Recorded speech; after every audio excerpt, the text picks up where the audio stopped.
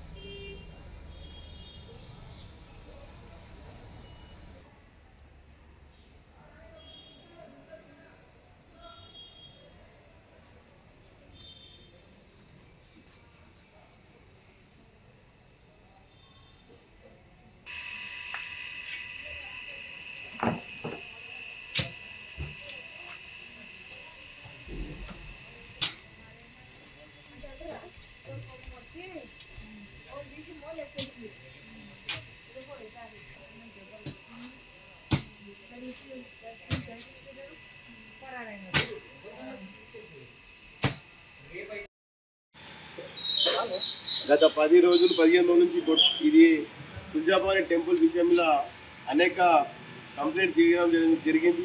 అందులో భాగంగా ఈరోజు నాంపల్లి తహసీల్దార్ గారు ఒక రిపోర్ట్ జారీ చేశారు. ఆ రిపోర్ట్ ప్రకారము టీఎస్ఎల్ఆర్ నంబర్తో సహా ఆయన విషయాన్ని చెప్పారు. టీఎస్ఎల్ఆర్ TS24 కాలం నంబర్ 10 ప్రకారం ఇది గవర్నమెంట్ టెంపుల్ ల్యాండ్ అని చెప్పి బాధాప్తా ఒక తహసీల్దార్ ఇచ్చిన రిపోర్టు, ఇది తహసీల్దార్ గారు ఇచ్చిన రిపోర్టుని ఈ రిపోర్ట్ని DC GHMCకి అటాచ్ చేసారు. అదే DC ఎండోమెంట్ డిపార్ట్మెంట్కి కూడా ఇది అటాచ్మెంట్ చేసారు. సో ఈ సందర్భంగా నేను కోరేది ఏంటంటే వెంటనే GHMC అధికారులు దీనికి బాధ్యులు ఎవరు ఉన్నారో DC మేడం వెంటనే టౌన్ ప్లానింగ్లో ఉన్న అవినీతి అధికారుల వల్ల ఈరోజు ఇలాంటి పరిస్థితి వచ్చింది. కావున వెంటనే ఆ అవినీతి అధికారులు ఎవరున్నారో వాళ్ళని సస్పెండ్ చేయాలి. ఎండోమెంట్లో కూడా కొంతమంది దొంగ ఉద్యోగులు ఉన్నారు, వాళ్ళ వల్లనే సంక్షోభం వచ్చింది. అన్యాక్రాంతమైన జగాలల్లో ఇల్లీగల్గా కిరాయిలు వసూలు చేస్తున్నారు. కొంతమందికి కిరాయి నామాలు ఒక విధంగా ఉంటే ఇల్లీగల్గా కిరాయిలు వసూలు చేస్తున్నారని మా దృష్టికి వచ్చింది. రాబోయే రోజుల్లో అది కూడా ప్రూఫ్తో సహా మేము ముందు పెడతాం. ఇక్కడ ఎన్నో ఇల్లులు ఉన్నాయి, వాటిని కొంతమంది దళారులు తీసుకొని వేరే వాళ్ళకి ఎక్కువ రేట్లో ఇచ్చుకుంటారు.